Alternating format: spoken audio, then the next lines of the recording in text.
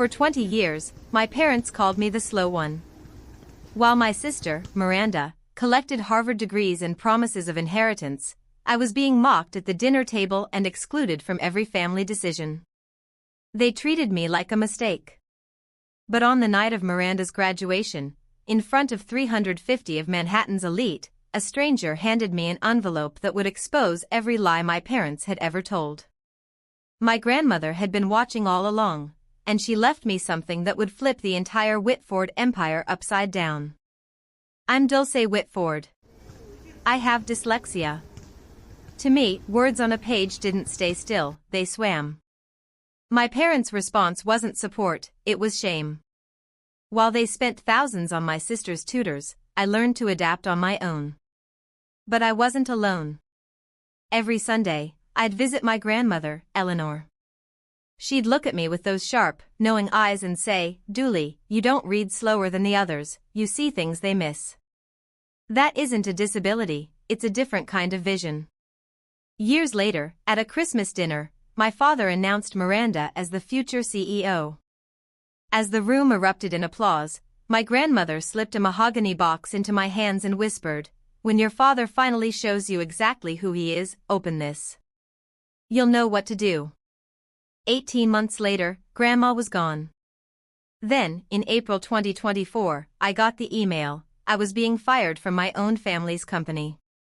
I felt worthless, but then I remembered her words. This wasn't a defeat, it was the catalyst. At Miranda's graduation party at the Plaza Hotel, I sat alone at a table near the service entrance.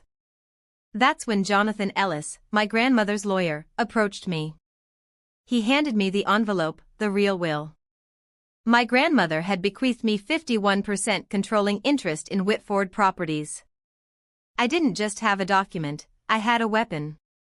And I had only 72 hours to use it. My father thought I was a failure. He didn't realize that the daughter he'd spent a lifetime silencing was now holding the keys to his entire kingdom. I spent the next 3 days gathering allies, directors who were tired of his arrogance.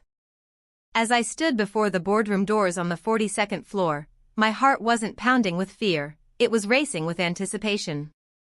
I finally understood what Grandma meant.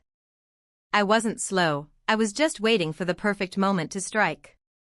It was time to show them exactly what I was capable of. If you've ever been underestimated by the people who were supposed to believe in you, if you know what it feels like to be dismissed, I want you to comment the word enough below. Let me know I'm not alone in this. I walked into that boardroom ready to reclaim my life, and the look on my father's face was worth every single year of pain. If you want to see what happened when I stepped inside and dropped that bombshell, make sure to watch the next part of my story. You won't want to miss it.